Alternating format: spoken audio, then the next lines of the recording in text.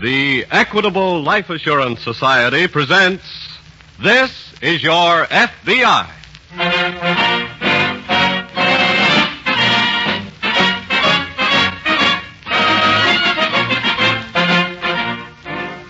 This is Your F.B.I., an official broadcast from the files of the Federal Bureau of Investigation, presented as a public service by the Equitable Life Assurance Society of the United States and the Equitable Society's representative in your community.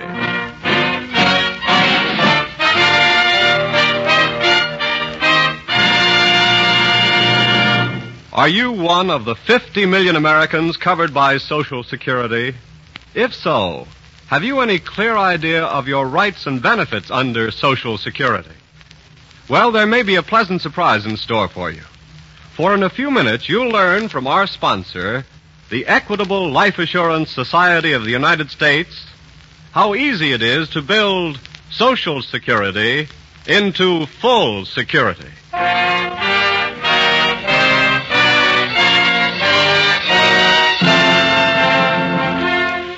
Tonight's FBI file, the Sinister Shakedown.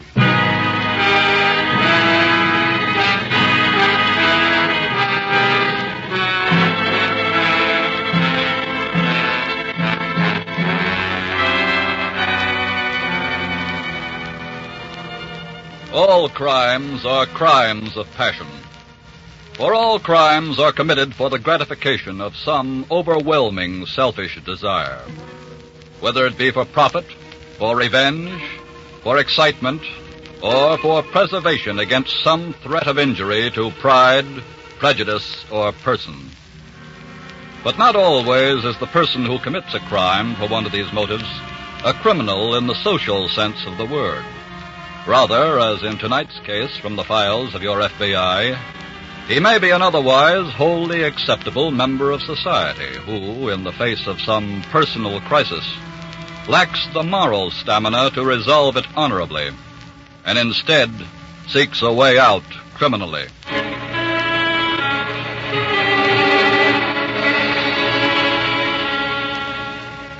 The business operations of the late industrialist Thomas J. Cortlandt had never engaged the interest of his family, except that they fully appreciated the financial security and the firm hold on a place in metropolitan society which Cortlandt's labors afforded them. But at this moment, 3 years after his death, something has happened which demands a belated interest in Cortlandt's transactions. Mrs. Cortlandt, his widow, has summoned her children, Beverly and Perry, to join her in the breakfast room. Beverly is first to enter. Oh, good morning, Mother. I'm afraid, my dear, it's anything but a good morning.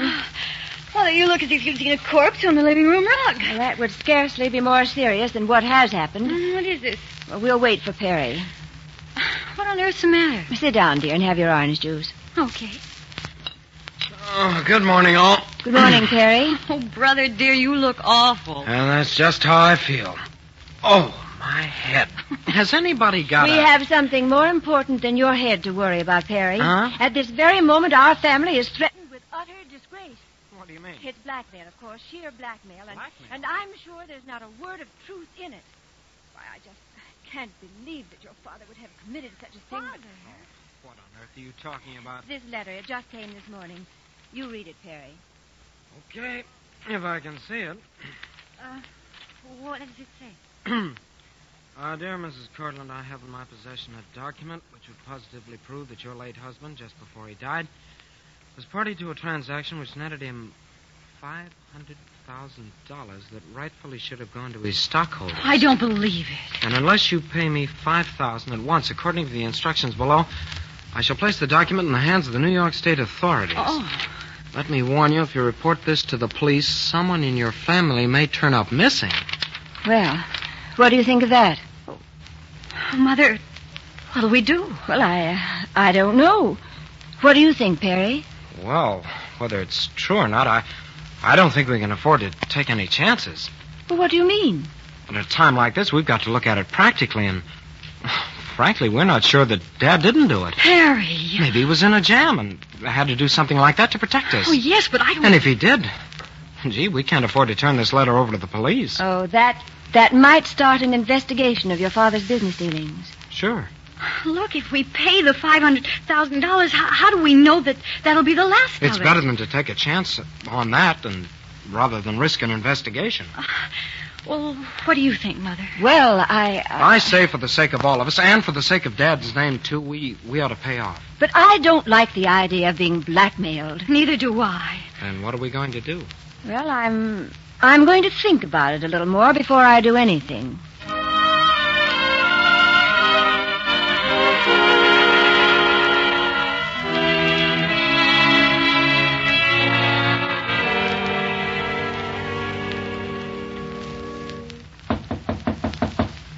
Come in.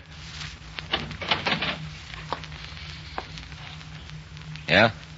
Are you Mr. Roberts, the private detective? That's right, Miss Cortland. How did you know who I am? Well, let's see now. In this morning's picture in the paper, you were sitting behind bottles and glasses at the Mercury Club.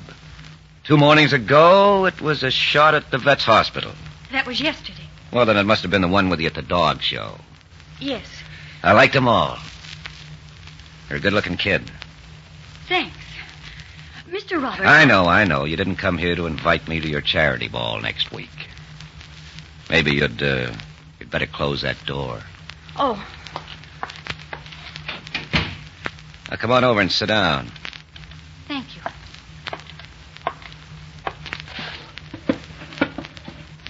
Well, I hope it's you who's in trouble, Miss Cortland, because I'd love to get you out of trouble. Maybe I've made a mistake in coming to you. Okay. There's a door. Oh, wait. What I mean is, I've read in the papers about some of the cases you've worked on, but I... You mean, have I ever worked for people like you before? Well... And you want references to prove it? Well, I would like to know... Would you like for me to give you for a reference sometime? Of course not. Okay. Remember, you came to me. I didn't send for you. I know. But you must promise me one thing. I don't promise anything, but good service. I insist that absolutely nothing must get into the papers about this. Now, look, Miss Cortland. The cheap cases get me all the publicity I need to get the society cases that pay me enough not to have to talk about them. Very well, then. Yeah. Now, what is it, a blackmail letter? How did you know there was a letter? Well, it nearly jumped out of your bag when you went for a cigarette a minute ago. Oh. It is a blackmail letter. But I've got to return it before Mother knows I took it. Okay, then. We're losing time. Give me the story.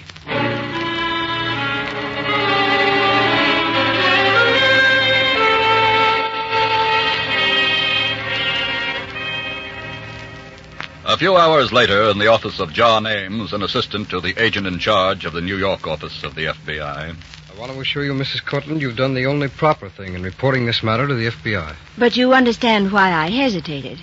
My son and daughter don't know yet that I've taken this course. They were opposed to it? Oh, well, only because of the risk of an investigation in the business affairs of my late husband. Oh?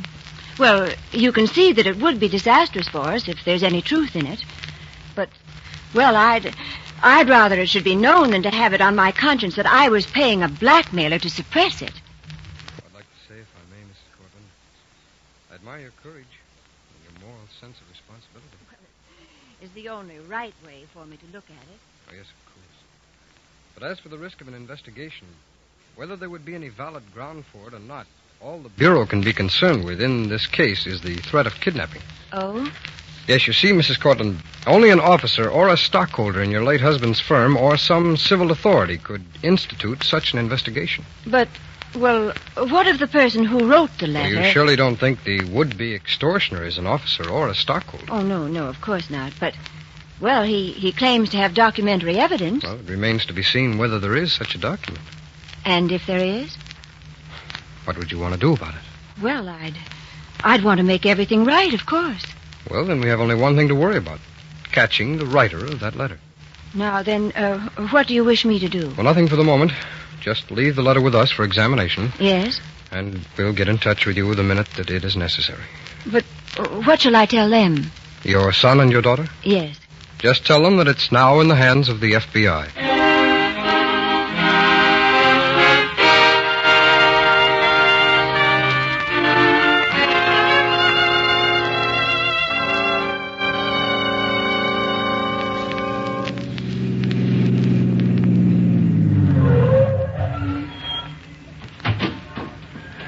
evening, Miss Cortlandt. Hello, Ralph. Here you are, driver. Is my brother in the club, Ralph? I haven't seen him this evening, Miss Cortlandt. Well, if he comes, don't tell him I'm here. Very well.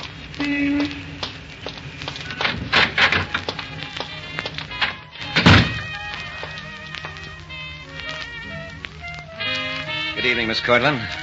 Why did you have me meet you here, Mr. Roberts? Well, the meeting was your idea. But the 7-Eleven club was your idea. Well, I thought you'd be more at home in a nightclub. Why did you have to pick this one? Well, I had to come over here anyway. What's wrong with it? This is my brother's favorite hangout. Oh, yes, that's right. I've read that in the columns. And I certainly don't want him to see me talking to you. Please sit down.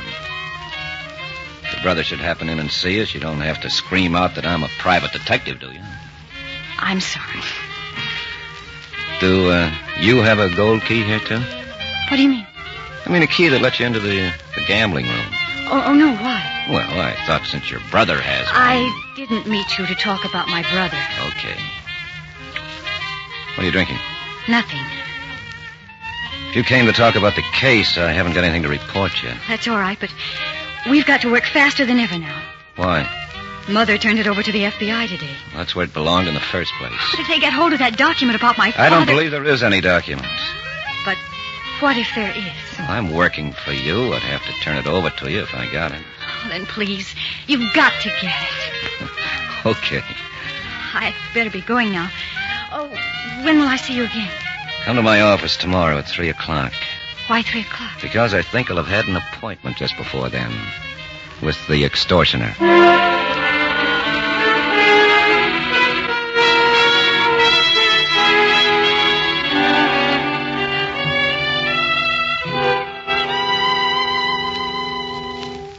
Come in, Mrs. Cortlandt. Thank you. I came as soon as I could, Mr. Ames. Have you found out something? Well, we examined the extortion letter first for fingerprints. Oh, but so many of us handled the letter. Yes. As we found no prints which we could identify with those of any known criminal. I see. But on checking the watermark of the paper itself... Yes? We were able to trace it to the store in the city which handles it exclusively. Rainier's. Rainier's? Yes, and we were able to get a list of the customers who purchased that particular paper. Oh? Here's the list. Mm-hmm. Now, do you recognize the names of any of them? Oh, good heavens, there's my name. Then you do use this kind of paper? Oh, well, yes, it looks very much like it, but... Why, I'm sure it's only coincidence. Well, but of course, I have mine monogrammed. Well, you must get some of it plain, say for second pages. Yes, but... Heavens, Mr. Ames, you're not implying that... I repeat, it could only be coincidence. Well, I guess that will be all for now, and thanks very much for coming in. We'll call you if anything further develops. Well, yes, all right. Well, this way, please, Mrs. Cortlandt. Thank you. Goodbye. Goodbye. Monroe? Monroe? Yes, Mr. Ames? Did you hear my conversation with Mrs. Cortlandt? Yes. Well, I think we'd better start checking on the Cortlandt servants and on the private lives of his son and daughter, too.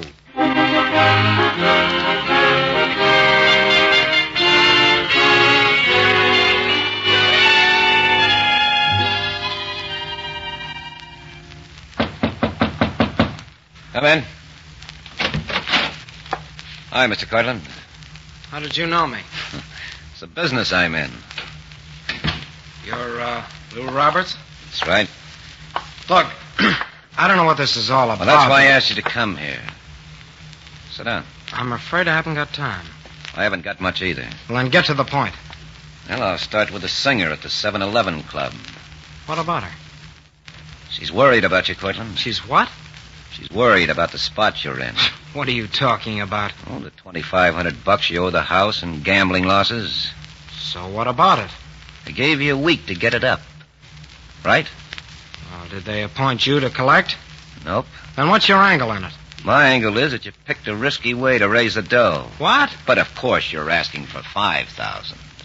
What do you mean by that? The extortion letter you wrote your mother. Look here, Roberts, are you trying to... Well? How do you know about any extortion letter? Why? Who hired you? Client? My sister, I'll bet. I just said it was a client. Uh-huh. Well, what makes you think I wrote that letter? Because a welcher will do anything to get up the dough when the heat's on him. And if I told the F.B.I. the heat's on you, they could put 2 and 2 together just like I did. But you're not going to tell them. Well, not if you come clean. You're not even going to tell my sister that you suspect me. You're not going to tell anybody anything. Cortland, put down the gun. Oh, right.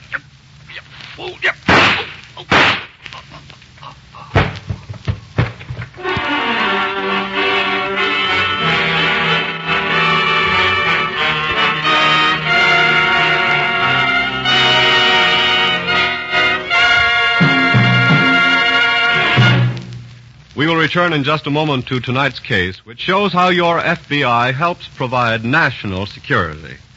And now let's listen in on a conversation about Social Security between a man named Fred Boyd and his friend, the Equitable Society representative. I don't get it. You're a life insurance man, yet you say Social Security is a swell thing. Doesn't Social Security sort of take the place of life insurance? No, Fred. We Equitable Society representatives look on Social Security and life insurance as a team. They both pull together. What do you mean? Well, for the first time, the man of average salary has a chance to retire on an income that will enable him to enjoy a good standard of living. Social Security will give him part of the income he needs, and life insurance can provide the rest. The two of them dovetail together perfectly. Say, that's a new angle. You start with Social Security as the foundation and then build on top of that, huh? Yes, many Americans have never discovered how easy it is to build Social Security into full security through life insurance. Most people are amazed when they discover how little it costs. For instance, if you already own some life insurance, your Equitable Society man may be able to show you how only a few dollars extra per month will give your wife complete protection and assure you a comfortable retirement income through the Equitable Extended Income Plan. Remember, your Social Security benefits vary according to your age, salary, and family situation. So why not get the facts? Find out exactly what you're entitled to under Social Security. The government has prepared a special card that will help you secure this information.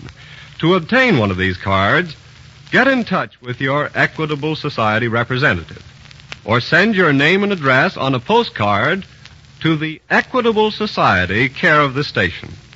That's EQUITABLE, the Equitable Life Assurance Society of the United States.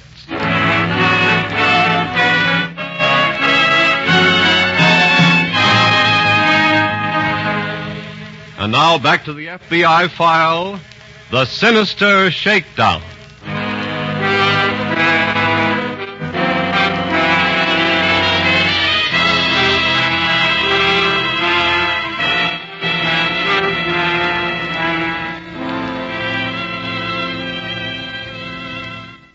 Someone once said that the trouble with lying is you have to keep telling other lies to cover up the previous one. And pretty soon you're trapped in your own web of deceit. Likewise, the person who commits a crime and then commits another in an effort to conceal the first is only weaving another strand in the net that must inevitably close in upon him.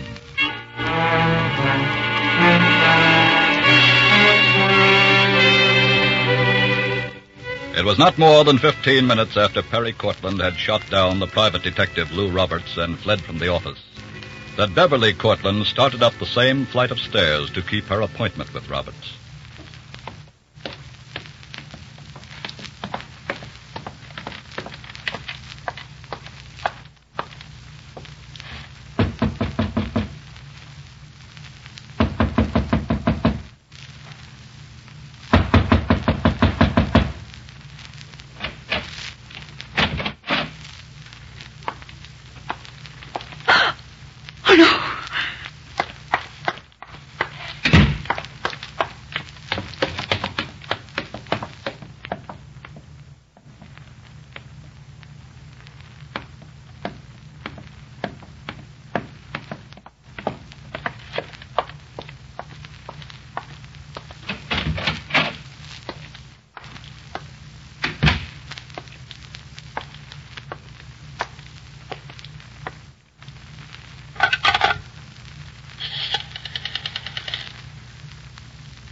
Operator, get me the FBI.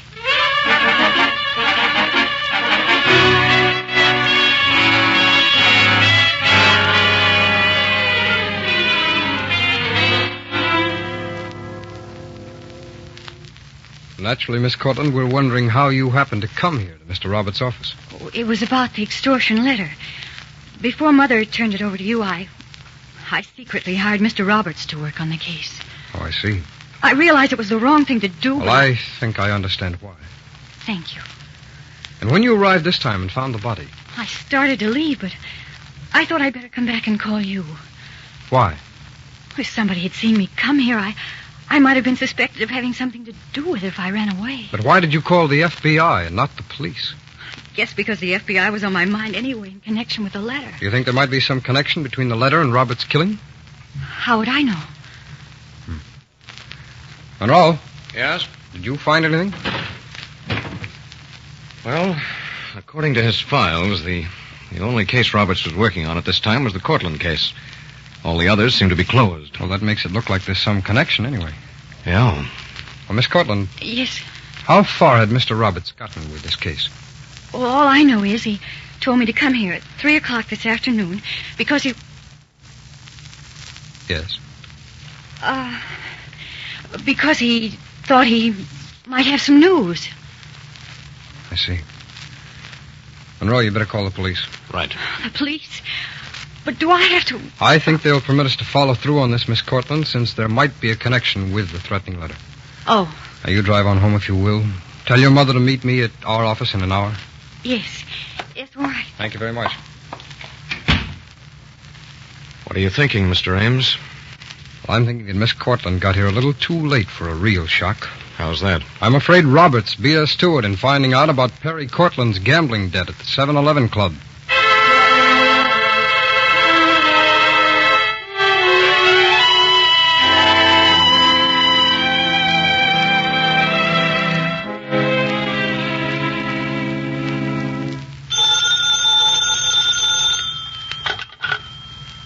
Hello?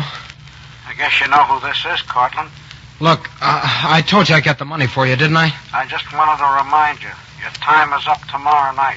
All right, all right, I'll have it by then. Just be sure you do. Okay, stop worrying, will you? I'm not the one that's worrying. So long, Cortland.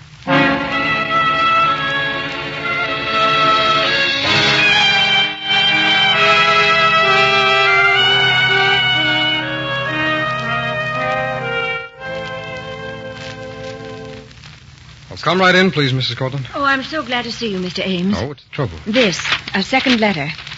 When did you receive this? This afternoon, special delivery. Here. Thank you. Gives you one more chance to pay. And whoever it is knows the F.B.I. is working on it. Yes, I see his warning about calling us off. It's rather foolish of him to admit knowing that we are on the case, since so few know it. Well, what do you mean? We have good reason to believe that this is the work of someone in your own household. Oh, good heavens, but... Well, who do you think... We can't afford to think. We've got to make sure. Well, yes, of course. Let's see. According to instructions, the money must be left in the side pocket of a car that will be parked at the northeast corner of 47th 3rd Avenue tomorrow night, 9 o'clock. Yes. All right, we'll see to it that the money is there. Yes, but... Say nothing to anyone in your household about bringing us this second letter. All right. Just tell them all that you have decided the best thing to do is to pay off.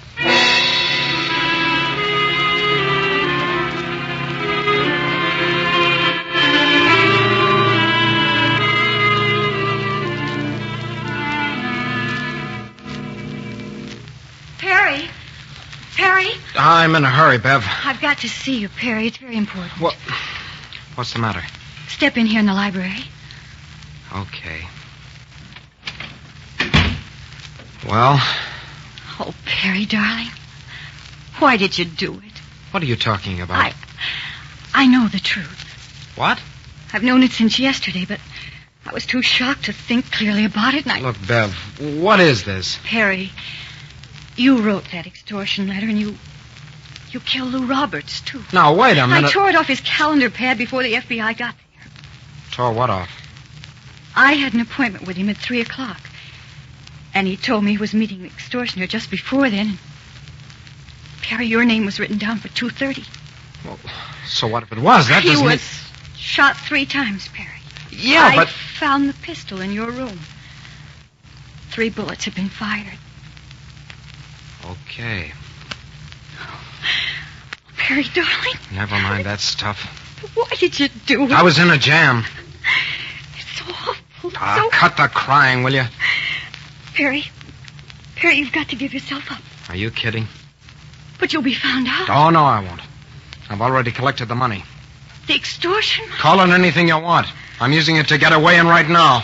Oh, no, Perry. Let go of me. Oh, but you can't go. I'm warning you, Bev. Let go. No. Okay. Oh, Perry, my arm. You're not going to squeal on me. Please, you're hurting me. I'm going to keep you quiet. No, Perry. Let go of her. Oh, it's the F.B.I.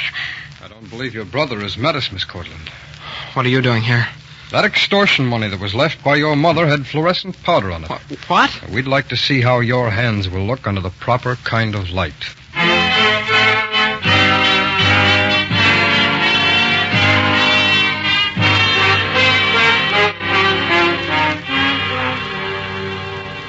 In view of the more serious crime of murder, the F.B.I. turned Perry Cortland over to the state.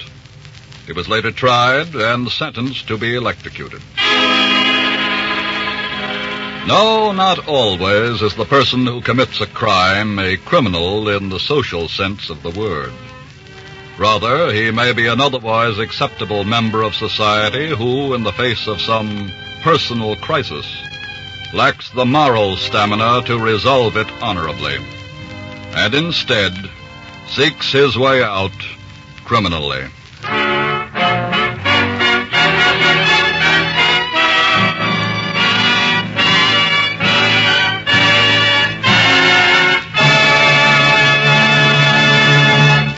In just a moment, we'll tell you about next week's colorful story from the files of your FBI.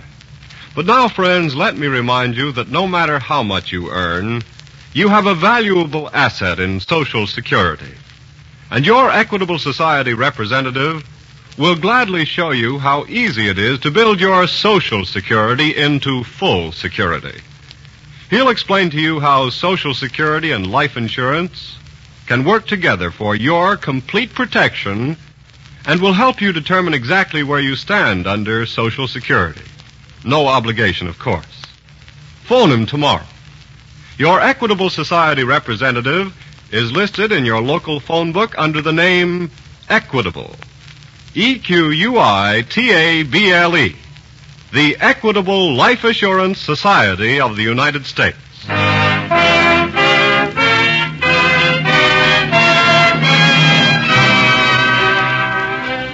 Next week, we will bring you another colorful story from the files of the Federal Bureau of Investigation. Death in the Tropics.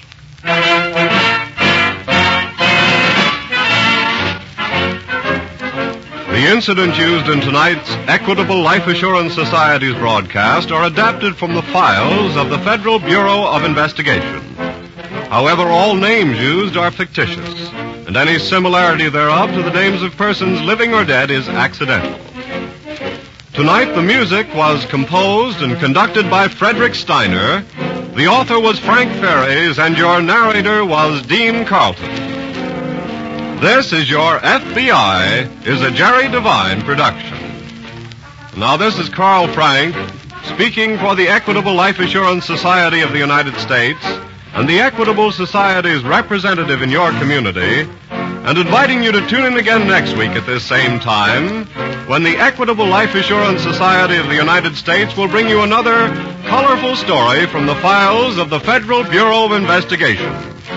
Death in the Tropics. On This is Your FBI.